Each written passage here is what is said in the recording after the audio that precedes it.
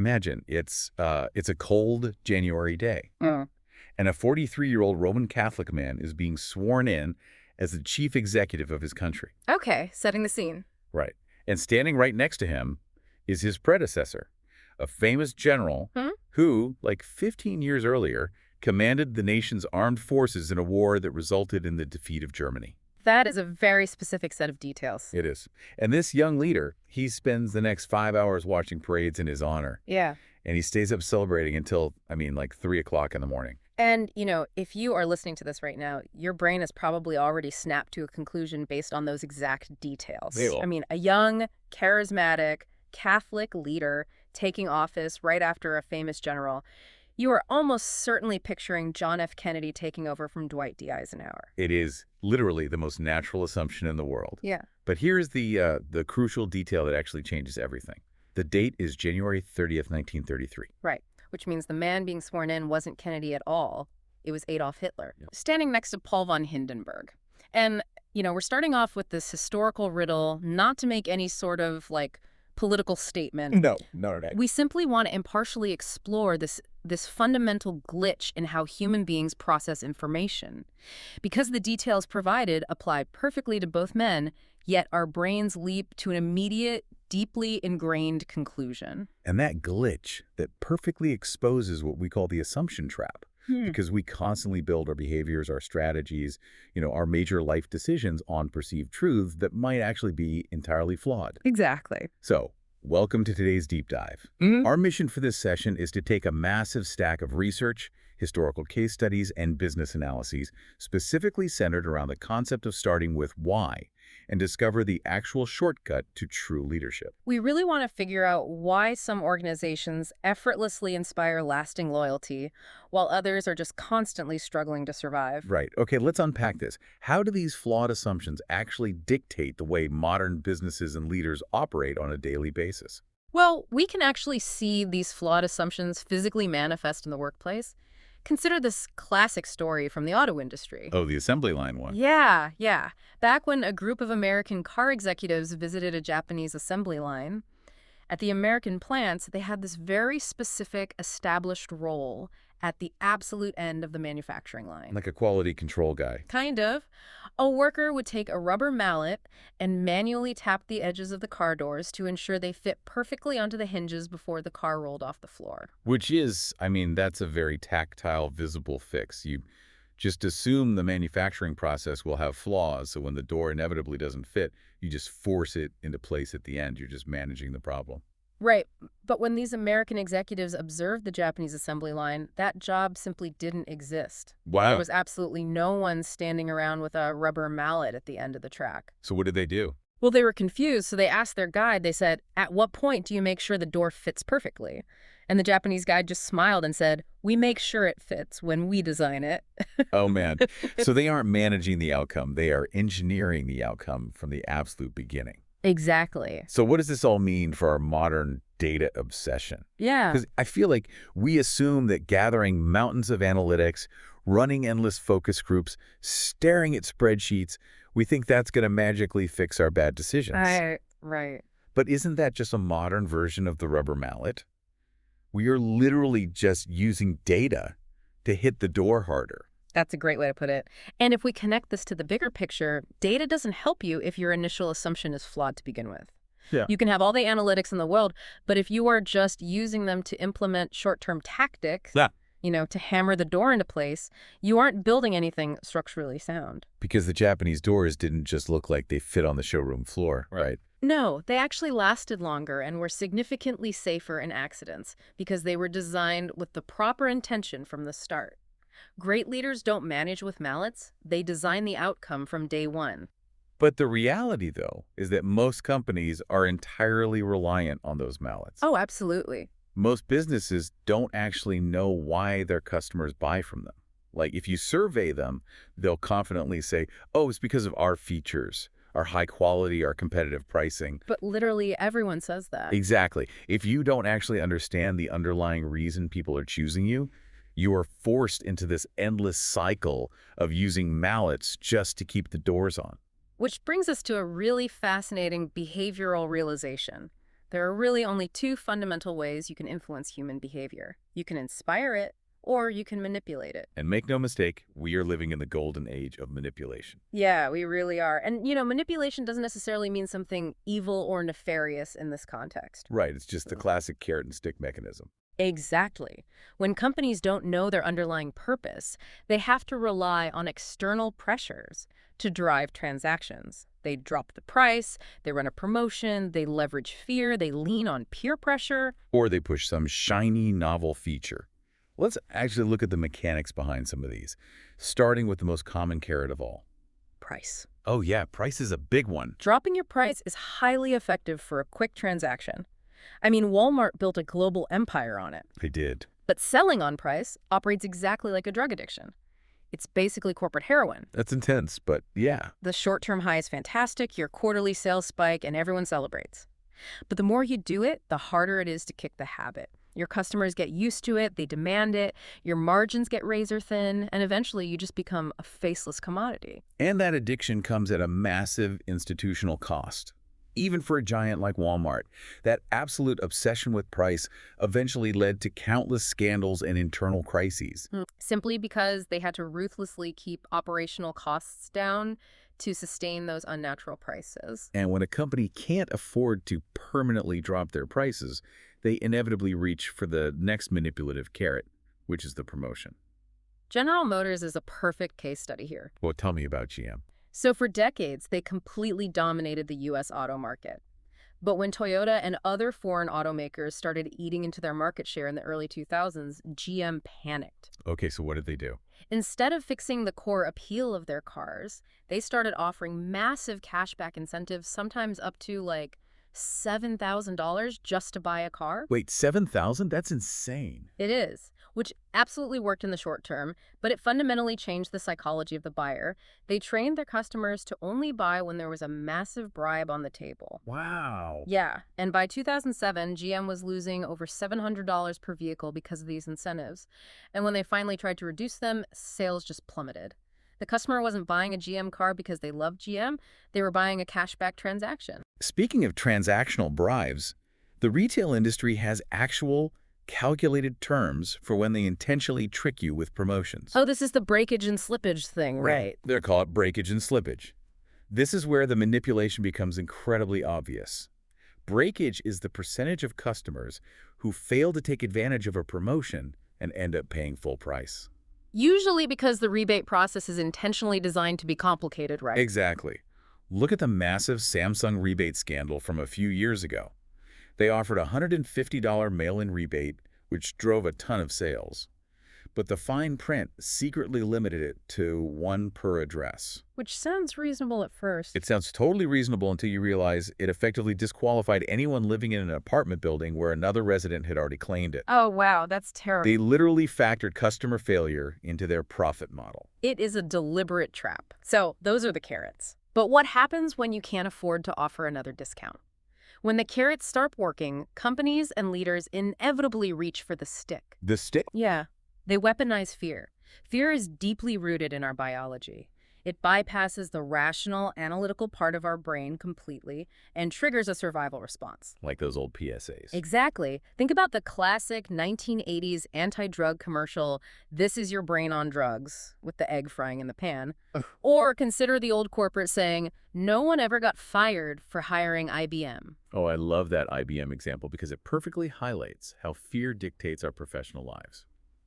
If you are, say, a procurement officer, you might actually buy a more expensive, inferior product from a massive legacy brand like IBM simply out of fear for your own job security. Right, because you know that if you take a risk on a smaller, unknown company and it fails, you will be blamed. But if IBM fails, well, it's IBM. Exactly. You aren't buying the best product, you are buying professional insurance against your own termination. Politicians use fear to win elections. Insurance companies use it to sell policies before it's too late. It is incredibly powerful because it demands immediate action. Now, on the flip side of fear, you have aspirations and peer pressure. We see this all the time. Oh, everywhere. Like Sam Waterston from Law & Order awkwardly selling TD Ameritrade online trading. Why him? Because our brains inherently trust the authoritative TV prosecutor. Yeah, or the classic peer pressure mechanism, 4 out of 5 dentists prefer this gum. Right. But the most glaring example of aspirational manipulation is the massive spike in gym memberships every single January. What's fascinating here is the psychological distinction between aspiration and inspiration. Okay, unpack that. Well, you can easily use an aspirational message like, get your dream body in 6 weeks, to manipulate someone into swiping their credit card for an annual gym membership. Sure, because they want the result. Right. But it takes genuine inspiration to get them to actually wake up and go to that gym 3 days a week for the rest of the year. Aspiration drives the initial transaction, but it completely lacks the internal foundation to sustain the discipline. That makes total sense. And if you don't want to use fear or aspiration, but you still need a quick hit of sales, you can always just paint the product a new color. Novelty. Yes, novelty disguised as innovation. Look at the Motorola RAZR phone from the mid-2000s. It was essentially the same technology we already had, just shoved into a thin metal case. Yeah, I remember those. They called it a revolutionary innovation. They sold millions, and the stock soared. But within 4 years, the CEO was forced out, the stock tanked, and competitors easily copied the design. Or, consider toothpaste. Colgate offers over 30 different kinds of toothpaste today. Which just causes massive decision fatigue for the consumer. Novelty is just adding a shiny new feature or a new flavor. True innovation fundamentally changes an industry course. Like the microwave. Exactly, the microwave or the fax machine. Novelty just commoditizes your own product until the customer can't even tell the difference between your offerings. Wait, let me play devil's advocate here for a second. Okay, go for it. Everything we just listed, the GM cashback, the RAZR's thin metal design, the fear tactics, the January gym rush, they actually work. They do. The RAZR sold 50 million units. Promotions drive massive, undeniable revenue spikes. So if you are a business owner or a politician and you see a tactic bringing in cash or votes right now, why shouldn't you just keep hitting the door with that rubber mallet? Because they only work for transactions, not loyalty. Yeah. That is the fatal flaw in the entire system. Right. There is a massive, highly profitable difference between repeat business and true loyalty. Repeat business is when someone buys from you multiple times simply because you happen to be the cheapest or the most convenient option that day. Right. But loyalty is when a customer actively turns down a better price or a technically superior product just to stay with you.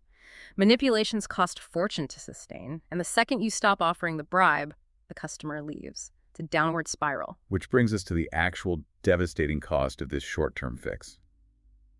To understand this, let's contrast two very different business models. First, you have a company like mygoldenvelope.com. A cash for gold, guys. Yeah, a service that buys your old gold jewelry.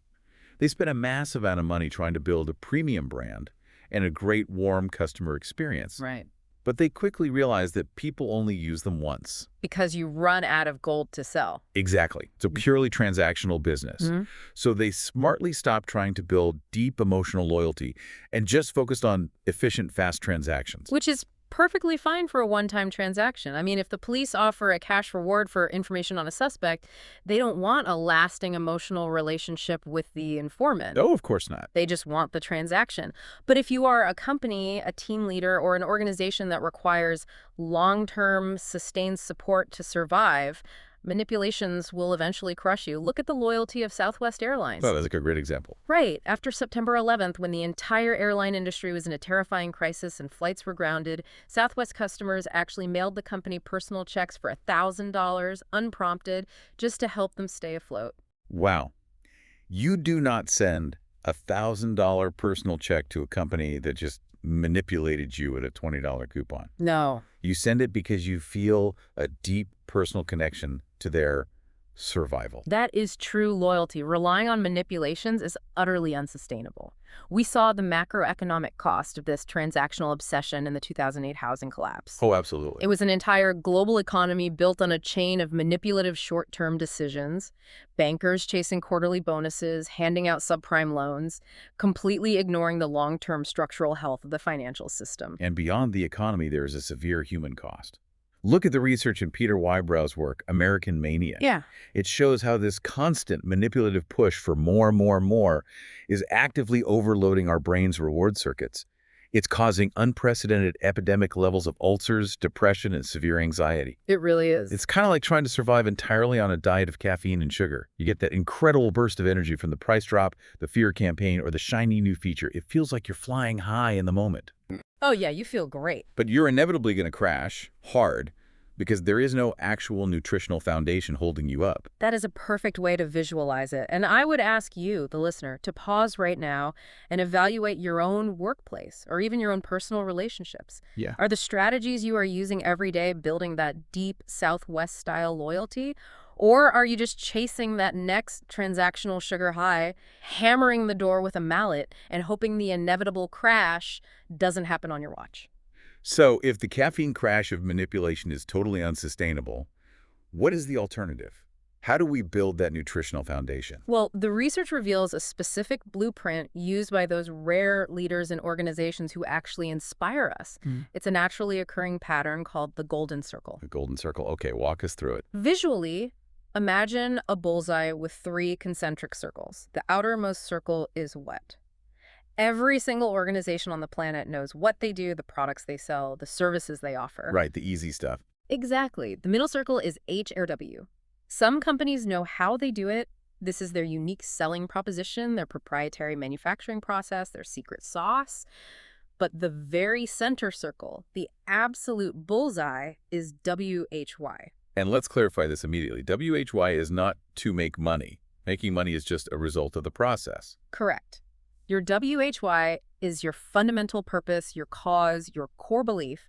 Why does your organization exist in the first place? Why do you personally get out of bed in the morning? And why should anyone else care? But most companies don't communicate that way. No, the problem is that most companies communicate from the outside in. They go from the clearest, most tangible thing to the fuzziest. They say, here's what we make, here's how it's better than the competition, please buy it.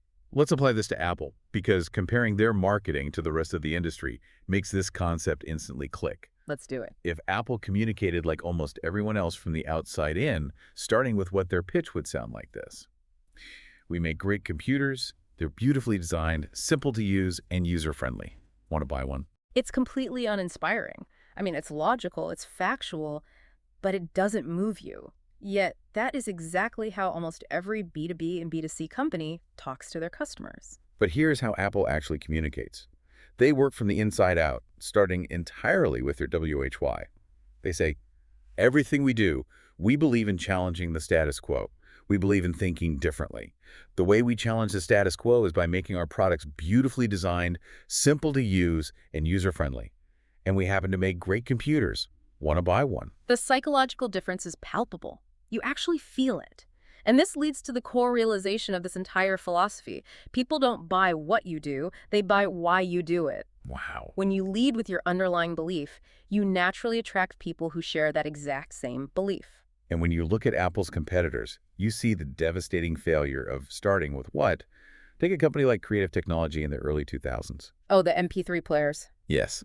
They actually invented the multi-gigabyte portable MP3 player before Apple did. But they marketed it purely on its features, calling it a 5 GB MP3 player. That is a what? It's just a technical specification. Right. Apple came along 22 months later, started with the WHY, and marketed the iPod as 1,000 songs in your pocket.